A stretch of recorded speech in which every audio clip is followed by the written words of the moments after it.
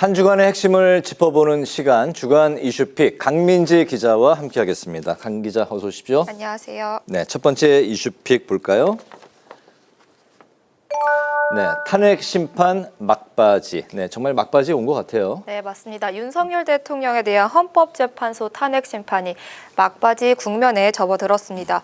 이에 따라 헌재와 증인들을 향한 여야의 공방도 더욱 거칠어지고 있습니다. 네, 먼저 헌법재판소가 윤 대통령 탄핵 심판에서 예정된 증인 신문을 모두 마치면서 변론 종결에 임박했다 관측도 나오고 있고, 헌재가 그런데 이제 추가 변론 기일을 이제 지정을 했었죠. 네, 맞습니다. 헌재가 미리 잡아놓은 변론기일, 어제 진행된 8차 변론기일이 마지막이었습니다. 네. 그런데 윤 대통령 측에서 증인 6명을 더 신문해달라고 요청을 하면서 헌재가 두 번의 변론기일을 추가 지정했는데요.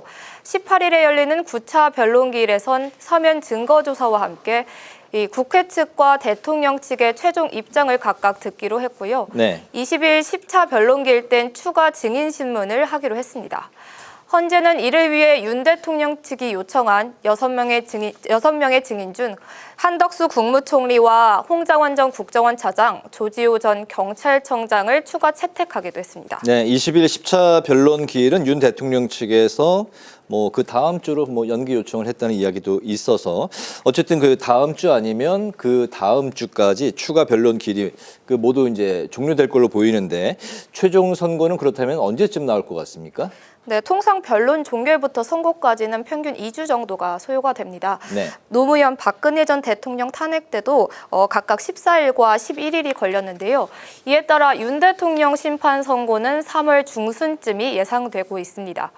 변수는 대통령 측에서 공정한 심판을 요구하면서 언급하고 있는 중대한 결심, 이게 무엇이냐는 겁니다.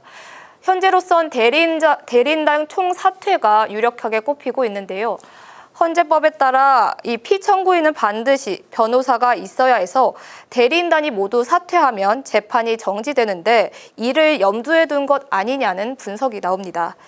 다만 변호사 자격을 갖고 있는 경우에는 해당되지 않는다는 해석이 있어서 변호사 자격이 있는 윤 대통령의 경우 헌재가 받아들이지 않을 수 있다는 해석도 나옵니다. 앞서 박근혜 전 대통령 탄핵 심판 당시에도 공정한 선고가 이뤄져야 한다며 박 전 대통령 대리인단도 총사퇴를 언급했는데요. 실행에 옮기지는 않았습니다. 네, 헌재 최종 심판 한 3월 중순쯤으로 현재로서는 유력하게 검토가 되고 있다. 두 번째 이슈픽 살펴보겠습니다. 네, 엇갈린 연설, 어떤 연설이 엇갈렸을까요? 네, 이번 주 2월 임시국회가 열리면서 교섭단체 대표 연설 그리고 대정부 질문 열렸는데요. 네. 이곳에서 여야가 주도권 경쟁에 나섰습니다. 네, 말씀하신 대로 이제 교섭단체 대표 연설, 사실상 조기 대선을 염두에 둔 메시지로 이제 보였는데, 먼저 여야가 이제 강조했던 핵심 키워드부터 살펴볼까요? 네, 이재명 대표 회복과 성장을 핵심 키워드로 내세우면서요, 경제 중심의 실용주의적 행보를 강조를 했습니다. 네. 지난 대표 연설에서 윤 정부의 실정을 비판하는 데 집중했던 것과는 달리 실용을 앞세워 중도와 부동층 끌어안기를 본격화했다는 평가가 나옵니다. 자신이 주장한 먹사니즘을 넘어 세비전 잘사니즘의 구체적인 플랜까지 제시했는데요. 주 4일제와 정년 연장, 기본 사회 구축 등을 제시했습니다. 압도적 지지율이 나오지 않는 상황에서 중도층 확장을 위한 고민이 담긴 것으로 해석이 됩니다. 반면 권성동 원내대표는 윤 정부의 민생경제 성과를 강조하면서 비상계엄의 원인은 이 대표와 민주당에 있다는 점을 거듭 주장했습니다. 또 이재명 대표만을 18번을 언급하면서요, 이 대표 비판에 집중하는 모습을 보였는데요. 지지층 결집을 의도했다는 평가입니다. 그렇군요. 여야가 또 공통적으로 언급한 부분도 있죠. 추경과 연금 개혁 부분인데, 양측은 이제 어떤 입장일까요? 네, 우선 양측 모두 추경 필요성에는 공감을 했습니다. 이재명 대표 그동안 계속 추경을 언급해왔던 것과 같이 네. 연설에서도 재차 언급을 했고요.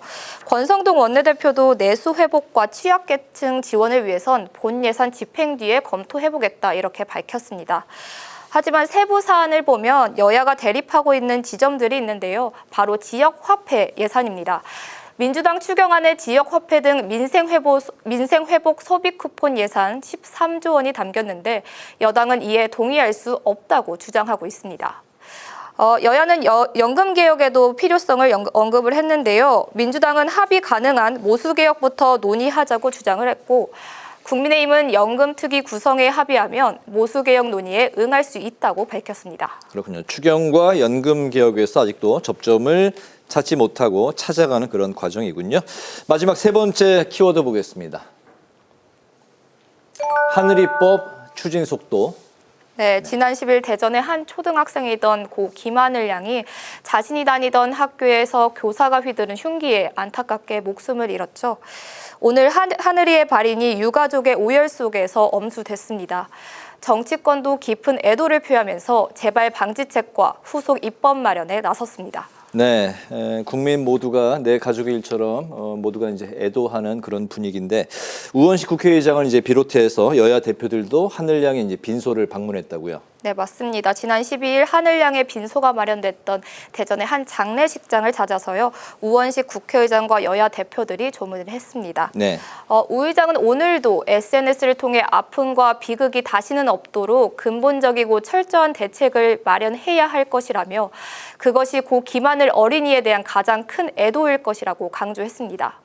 한편 우 의장은 오늘 대정부 질문에 앞서서도요. 하늘이에게 가해진 악플들에 대한 강한 비판도 쏟아냈는데요. 관련해 들어보시죠. 오늘 학교에서 일어난 충격적인 사건으로 하늘의 별이 된 어린이 고 김하늘 양의 발인이 엄수되었습니다.